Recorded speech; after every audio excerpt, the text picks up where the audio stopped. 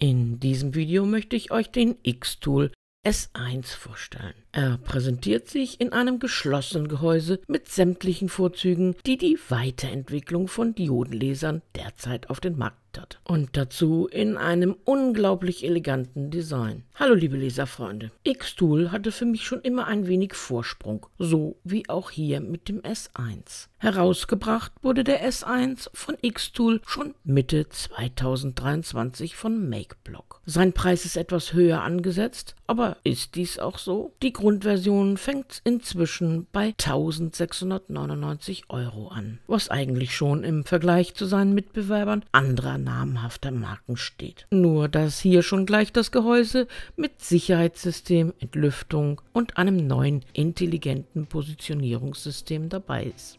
Dieses ist das Basiskit 40 Watt mit zusätzlicher Erhöhung. Mit Spanngurten gesichert und mit knapp 20 Kilogramm kann man ihn gerade noch alleine aufstellen. Über eine sichere Verpackung braucht man sich hier also keine Sorgen machen.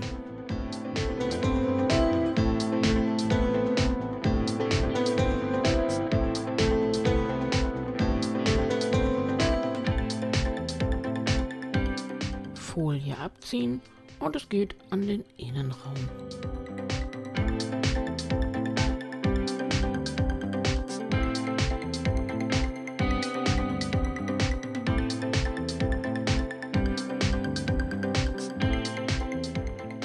Enthalten das Lasermodul mit 40 Watt, ein flexibler Schlauch, das Netzteil, ein USB-Kabel, ein Kaltgerätestecker, dazu eine Werkzeugbox, Handbücher, ein Päckchen mit Testmaterial und ein paar praktischer Unterlegschienen.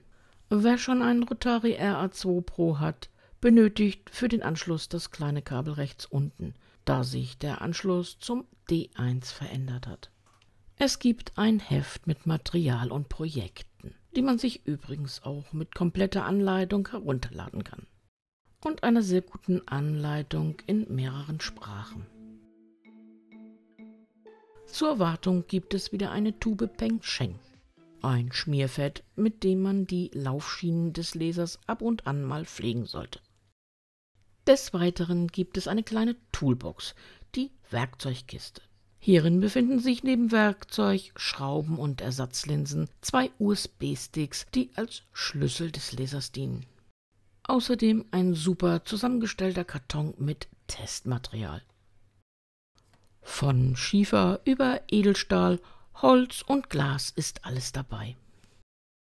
Ebenfalls im Lieferumfang 4 ziemlich praktische Magnete. Da das Honeycomb, die Wabenunterlage, magnetisch ist, können sie ganz einfach in die Waben gesteckt werden und Materialien fixieren. Ein weiteres nettes Gadget sind ein paar Profilstangen. Diese können dann eingelegt werden, wenn man das Honeycomb mal nicht nutzt und Platz unter dem Modul gewinnen möchte. Sinnvoll ist es beim Schneiden, ein Material nicht direkt auf den Boden zu legen. Die Profilstangen gewährleisten dann eine leichte Erhöhung zur Unterlüftung.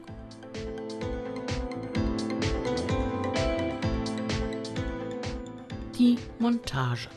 Zunächst muss die Transportsicherung für die X-Achse entfernt werden. Eine kleine Plastikhalterung. Zu lösen sind an beiden Seiten 2 Schrauben.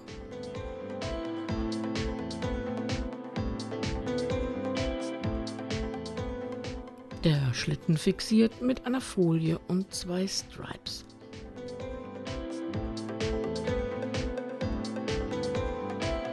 Das Modul, wie schon die Zahl verrät, ein 40 Watt Modul mit einer Wellenlänge 55 Nanometer. Bei 40 Watt gibt es eine Laserspotgröße von 0,08 x 0,1 mm. Es gibt einen festen Fokus. Ermittelt wird dieser durch die motorisierte Z-Achse. Es sind 2 Lüfter verbaut. Rechts am Modul wird magnetisch der Taster für das Fokussierungssystem angebracht. Links der Anschluss für Datenkabel und Schlauch des Air-Assists. Auf der Rückseite gibt es dann noch eine kleine Führungsnase für den Schlitten. Erhältlich ist der Laser in 3 Varianten: 40 Watt für unvergleichliche Schnittleistung, 20 Watt für ultrafeines Schneiden und für Gravuren anderer Materialien wie Kunststoff, Kupfer, Aluminium usw. gibt es ein 2 Watt Infrarotmodul. Das Modul lässt sich einfach mit 2 Schrauben austauschen und ist mit allen kompatibel. Die Führungsnase wird nun in die Öffnung in Schlüssellochform eingeschoben und von oben mit den erwähnten 2 Schrauben befestigt. Jetzt fehlt noch der Anschluss. Das Kabelende in der Schleppkette wird dabei ein wenig nach hinten eingeklemmt. Der Taster besteht aus einer Testnadel und Magneten zur Befestigung. So kann bei einem Fehler der Taster einfach vom Modul gedrückt werden. Durch Ablassen des Moduls wird der Wert mechanisch ertastet und an die Software übermittelt. Das Modul kann sich dann durch den ermittelten Fokus oberflächengenau heben oder senken.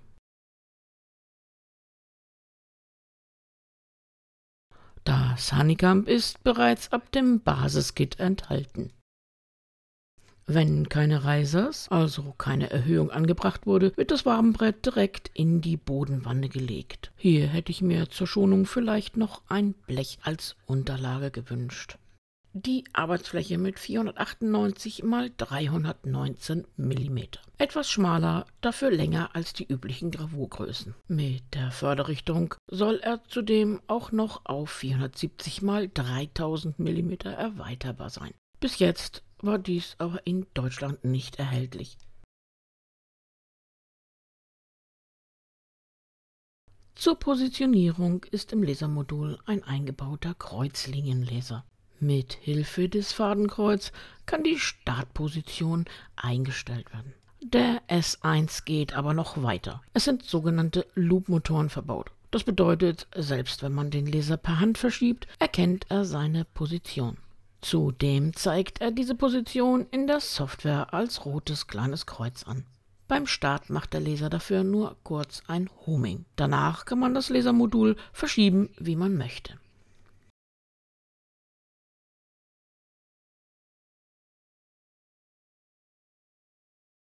Das Gehäuse entspricht der Sicherheitszertifizierung Klasse 1 und offiziell braucht man keine Schutzbrille mehr tragen. Es wird auch keine mehr mitgeliefert. Ich rate dennoch zur Vorsicht, es ist und bleibt kein Kinderspielzeug. Der Hauptschalter und die Anschlüsse sind rückseitig. Das zeige ich euch aber gleich noch. Der S1 meldet sich mit einem lauten Piepton und fährt das Lasermodul in seine Startposition hinten links. Der Innenbereich ist von vorne und hinten mit LED-Leuchtstreifen ausgestattet. So ist der komplette Innenbereich auch mit geschlossenem Deckel einsehbar. Die Beleuchtung hat einen Timer und schaltet sich bei Nichtnutzung ab. Der Betrieb bei geöffnetem Deckel ist nicht möglich, auch wenn alles grün ist. Ich filme nur mit geschlossenem Deckel.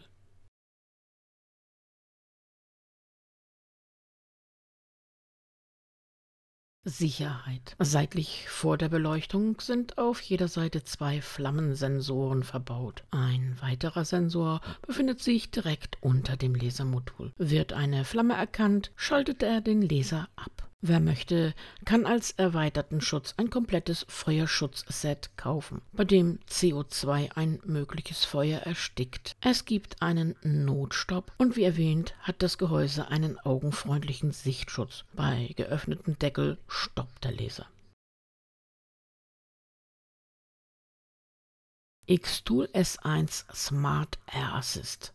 Ein kleiner steuerbarer Kompressor für die Luftzufuhr sauberer Schnitte. Man sollte wohl lieber sagen, der große, denn er ist um einiges größer wie das, was wir bis jetzt gewohnt waren. Es können 30 Liter pro Minute gefördert werden. In den Inhalt gehören zur Reinigung 2 Ersatzfilter, ein Schlauch und Kabel für den Anschluss am Laser.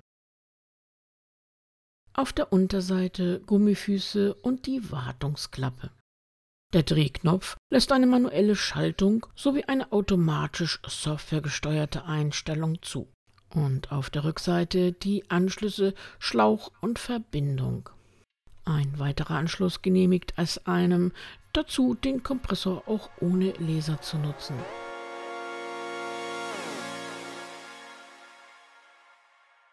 Auf der Rückseite befinden sich die Anschlüsse. Um den Laser nutzen zu können, muss einer der beiliegenden USB-Sticks eingesetzt sein. Anders als gewöhnlich gibt es hier keinen Schlüssel, sondern eher die Funktion eines Dongles.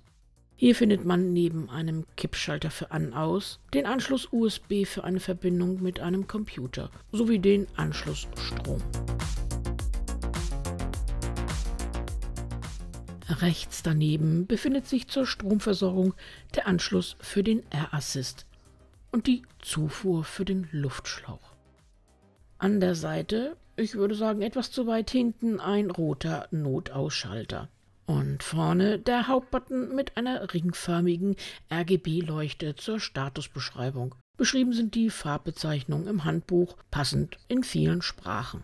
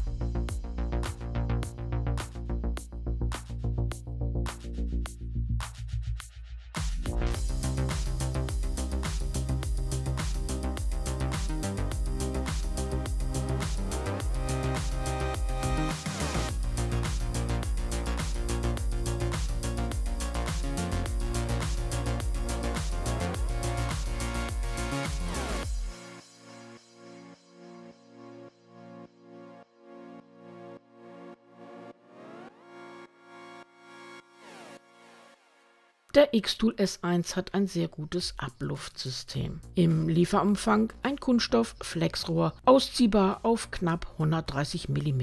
In Verbindung mit einem Absaugventilator wird entstandener Schmauch aus dem Gerät geleitet. Und zur Montage sind lediglich die 4 Schrauben der Lüftungsklappe zu lösen. Je nach Umfang der Verschmutzung sollte man zur Wartung den Ventilator regelmäßig reinigen.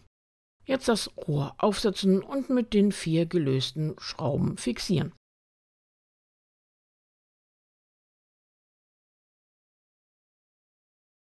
Xtool Creative Space, die Software für Xtool. Auch Lightburn, eine günstige Lasersoftware, kann genutzt werden. Den kompletten Leistungsumfang des Lasers wird sie aber nicht erreichen. Und den Download für XCS findet ihr auf der Seite von xtool.com. Laser und PC müssen per USB verbunden sein, in der gestarteten Software das Gerät verbinden. Wenn alles korrekt ist, sollte der Xtool S1 über USB zu finden sein. Wer schon einen anderen Laser von Xtool eingebunden hat, wird einen Hinweis zum Gerätewechsel bekommen. Damit ist der Laser eingebunden und man kann loslegen. Ein kleiner Funktionscheck. Über die 3 Punkte gelangt man zur Steuerung des Lasers. Das Modul wird angesprochen und bewegt sich, also alles okay. Je nach Auslieferungszeit kann es sein, dass die Software ein neues Firmware-Update findet. Also machen wir dies gleich mit. Der Laser macht alles alleine, in der Zwischenzeit sollte der Laser allerdings nicht ausgeschaltet oder getrennt werden.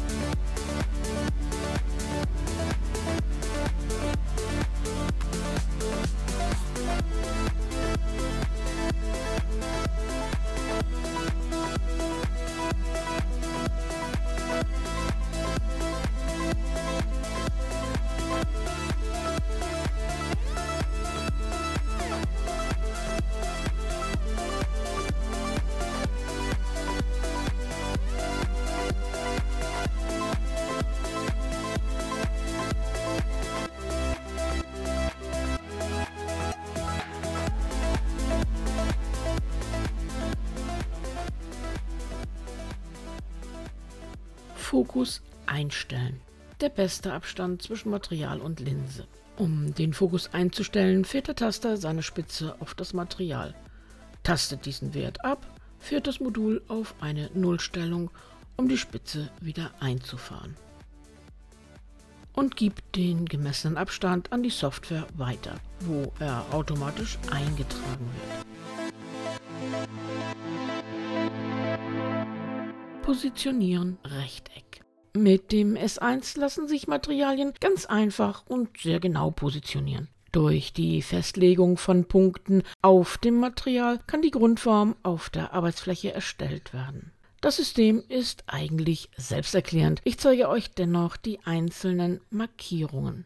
Um zu starten, muss jeweils der Autofokus die Höhe vorab abgreifen. Das verläuft immer gleich. Messen und ihre Spitze wieder auf die Nullhöhe bringen. Um die Markierung starten zu können, muss man sich in der Option Laser flach eben befinden. Hier wird nun der passende Bereichsmarkierungsmodus ausgewählt. Markierung starten. Um den Markierungsrahmen zu erstellen, werden im nächsten Schritt 2 Punkte auf dem Material benötigt. Ich möchte die Außenkanten, also wird das Laserpositionierkreuz auf die obere linke Ecke des Materials geschoben. Zur Übermittlung an die Software wird der jetzt blau leuchtende Hauptbutton einmal gedrückt. Hat die Software ihn angenommen, erscheint ein roter Punkt für den Punkt 1. Wie für den zweiten Punkt vorgegeben, wird das Kreuz in die untere rechte Ecke geschoben und erneut mit dem Hauptbutton bestätigt. Mit Markierung beenden wird der Vorgang abgeschlossen. Auf dem Arbeitsbereich der Software ist nun ein temporärer, nicht leserbarer Rahmen in Größe und Position des Materials entstanden, der jetzt einfach mit Schnittmustern oder Gravuren bestückt werden kann. Zum Test ziehe ich ein Rechteck in gleicher Größe auf und öffne den Punkt Rahmen fahren. Die Fahrt wird erst mit dem Hauptbutton gestartet und bei Bedarf so oft wiederholt, wie man möchte. Benötigt man den Markierungsrahmen nicht mehr, wird er mit dem Mülleimer gelöscht.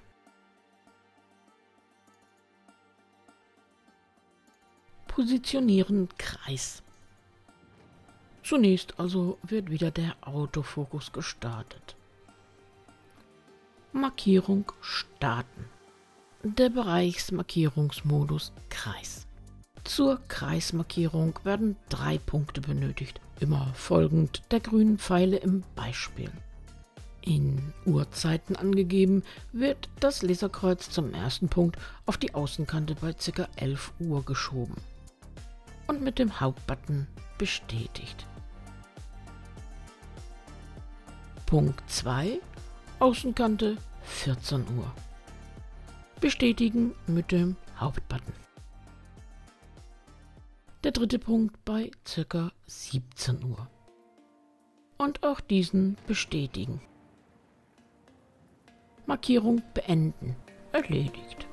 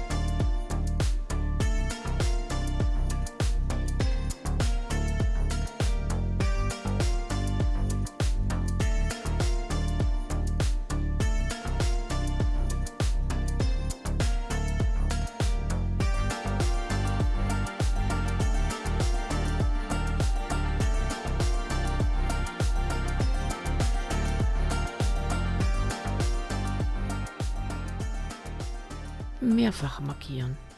Ich starte mit dem Autofokus. Damit es schön auffällt, habe ich ein paar bunte Filzstücke eingelegt. Markierungsbereich starten.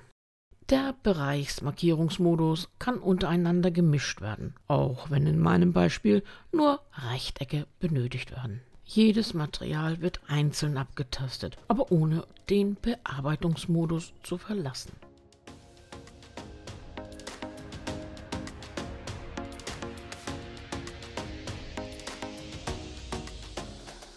Das erste Rechteck ist abgeschlossen. Dieses bestätigt man mit Markierung Beenden. An der Oberkante ist die Miniatur des Markierungsrahmens entstanden. Nun kann entweder direkt ein weiteres Rechteck aufgezogen werden oder die Form der Markierung gewechselt werden. Für mein Beispiel benötige ich weiter das Rechteck.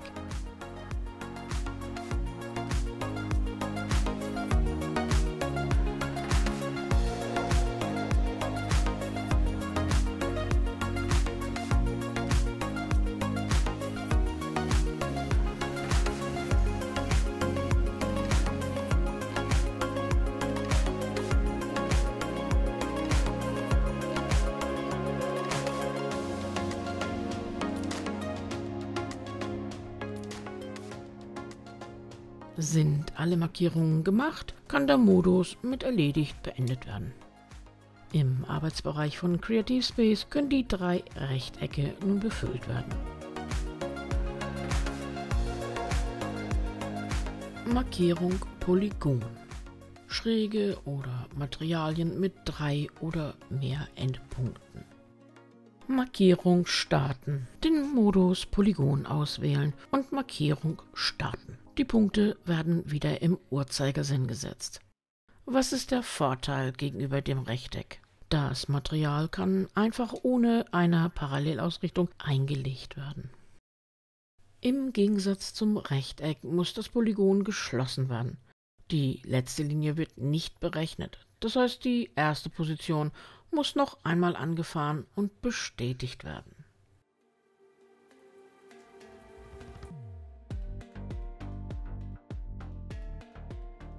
Der letzte Modus in der Reihe ist der Linienmodus. Hier werden nur noch 2 Punkte gesetzt.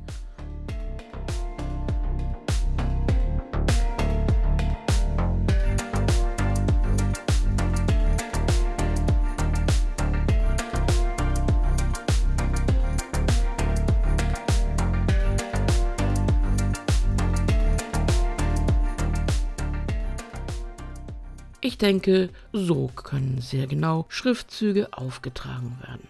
Weitere Anwendungen werden sich sicherlich noch ergeben.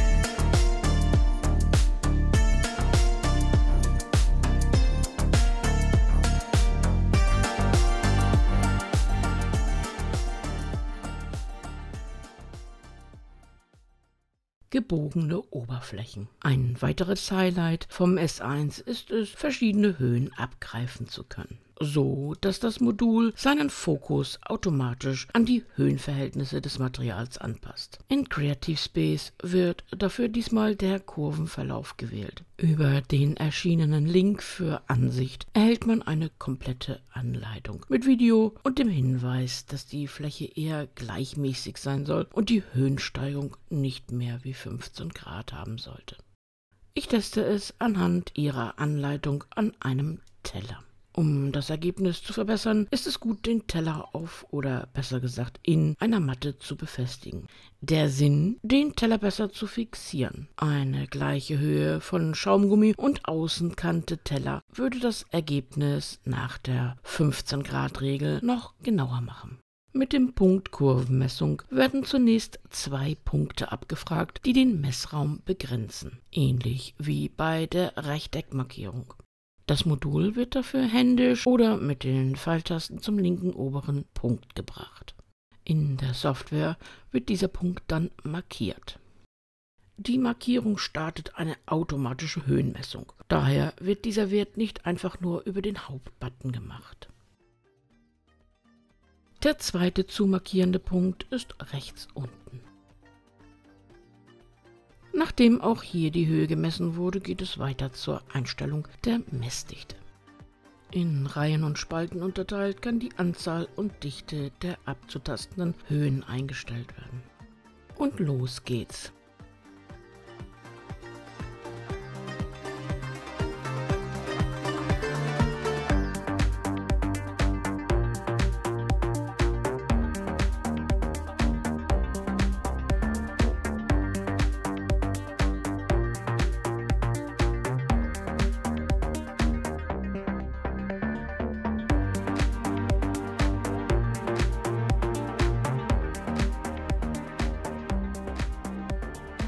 Die Messung erstellt einen Höhenplan, der von allen Seiten betrachtet werden kann und bei Bedarf noch etwas verfeinert werden kann.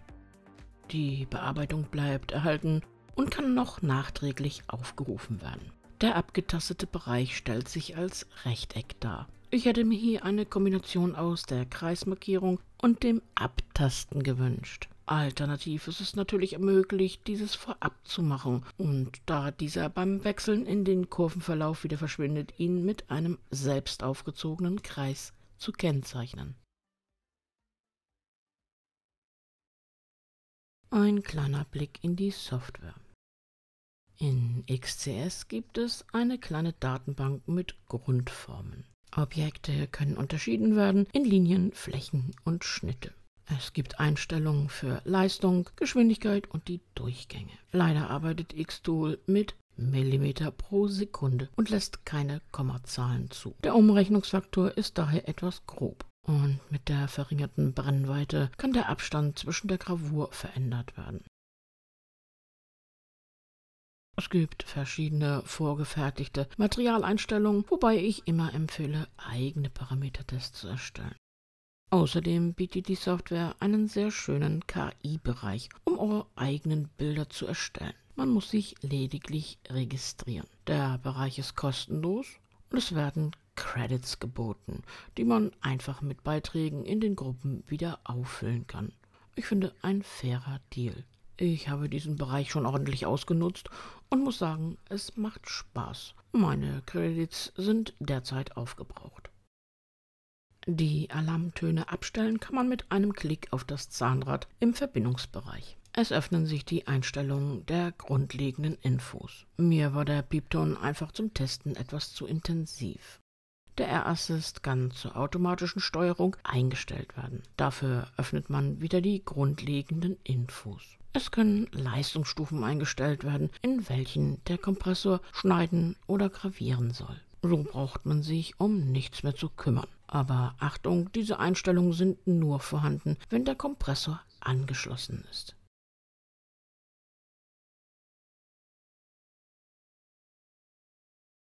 Kommen wir zu der Riser Base, die Erhöhungsplatte. Hierfür muss die Wanne ausgebaut werden und unter die Erhöhung geschraubt werden. Verschraubt ist sie seitlich und vorne. Die Erhöhung ist nicht ganz günstig, derzeit im Angebot mit 200 €. Aber wer gerne mit dem Rotari arbeitet oder höhere Objekte einlegen möchte, kommt schnell an seine Grenzen. Und nicht zu vergessen, wir sprechen hier von extrem hoher Qualität. Die Riser Base drehen und mit den neuen beiliegenden Schrauben die Wanne auf den Boden der Erhöhung schrauben. Die beiden Winkelbleche müssen jetzt noch als Abschlussleiste über die Wannenränder rechts und links geschraubt werden. Aber Achtung, die beiden sind unterschiedlich. Damit ist die Erhöhungsplatte vorbereitet und der Laser kann wieder aufgesetzt werden. Um die beiden Einheiten zu verbinden, werden auch von innen die Teile verschraubt. Die Bodenwanne liegt nun viel tiefer, so dass sich verschiedene Einlegehöhen ergeben. Wie sie sich verhalten, dazu gleich mehr. Die Höhen. Mit der Razorbase ohne Honeycomb können nun Materialien zwischen 70 und 125 mm eingelegt werden. Im Vergleich ohne Honeycomb und Erhöhung sind Materialstärken zwischen 0 und 42 mm möglich. Das Honeycomb hat eine zusätzliche Einsatzhöhe bekommen. So kann es nicht nur auf dem Boden eingelegt werden, sondern auch vorne und hinten auf dem Rand der Erhöhung. Die untere Stufe lässt Materialien zwischen 44 und maximal 99 mm zu. Oben eingelegt sind es 0 bis maximal 55 mm. Und ohne die Risers mit Honeycomb sind lediglich 0 bis maximal 15 mm möglich. Und ohne Honeycomb erhöht sich das noch einmal auf 0 bis 42 mm.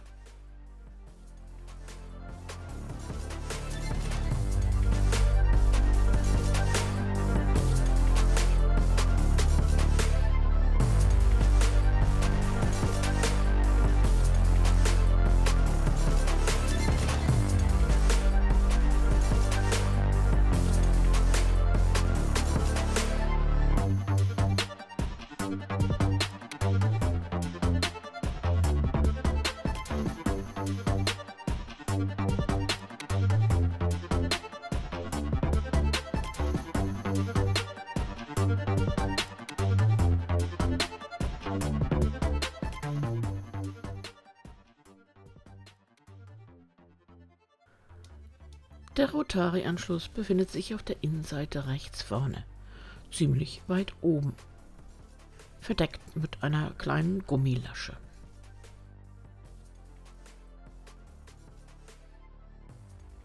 Ich habe hier den RA2 Pro von Xtool. Das Anschlusskabel ist neu, also wer schon einen Rotary besitzt, benötigt zum Anschluss ein neues Kabel.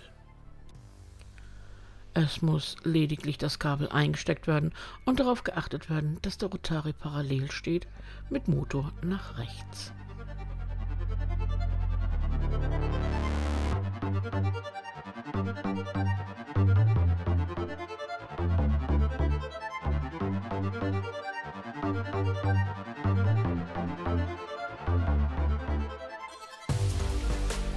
In Creative Space wird auf Rotary umgestellt. Zur Wahl stehen zwei Modis, Rolle und Spannfutter. Beim Spannfutter muss zusätzlich der Objektumfang oder Durchmesser angegeben werden. Wie vor allen Arbeitsschritten muss das Modul ausgerichtet werden und die Höhe des Fokus abgegriffen werden. Das Motiv ein kleiner Igel aus der Datenbank. Er wird dort positioniert, wo die Markierung des Laserkreuz sitzt. Als kleiner Hinweis, möchte man einen Drehfunktionstest machen, sind die Bewegungstasten nicht geeignet, da sie weiterhin die Motoren in X- und Y-Achse steuern und nicht den Rotary. Hier sollte man lieber auf die Rahmenfahrt zurückgreifen.